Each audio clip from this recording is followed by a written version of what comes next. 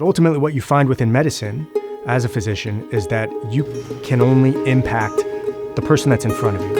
And so you are bottlenecked by the number of lives that you can touch and impact on any given day. Technology really gives you an opportunity to scale your impact dramatically.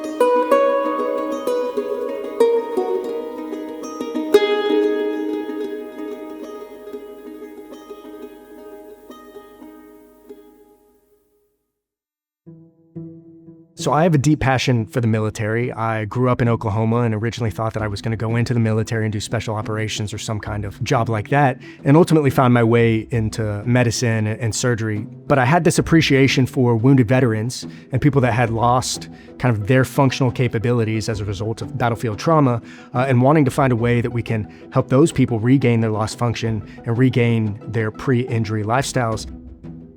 Phantom Neuro is a company working on how you can connect machines to the nervous system through both implantable and wearable technologies so that you can move away from kind of physical handheld controllers and allow the human body to be a universal controller for external technologies.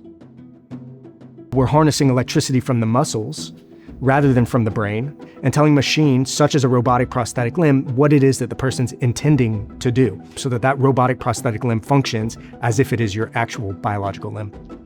And we're currently asking a warfighter to somehow figure out how to adapt their standard operating procedures to be able to integrate this ground vehicle, that drone, this loyal wingman, and all of these different technologies, all predicated on these physical touch interfaces.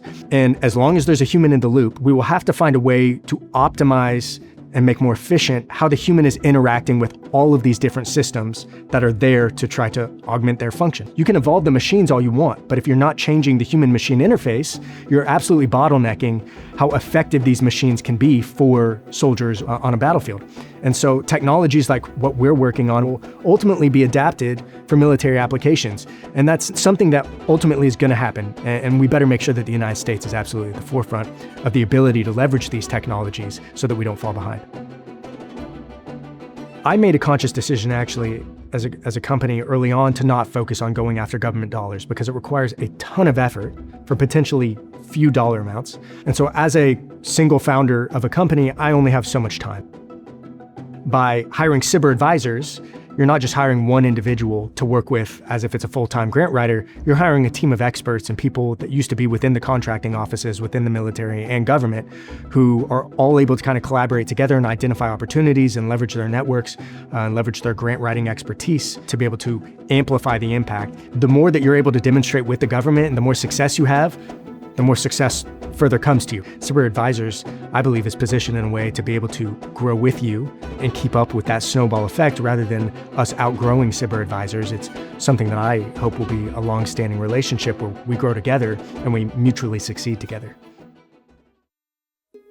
How can you demonstrate that what you're creating actually matters?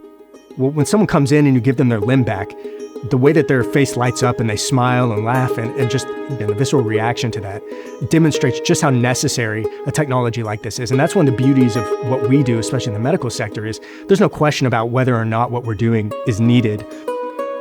What brings me the most joy is seeing somebody who today has a disability ultimately regain their lost function so that they can play with their kids again or return to work or no longer be depressed or do all the things that they want to be able to do. And so seeing the reaction of these individuals that we get to work with every day is the most amazing part of the job, hands down.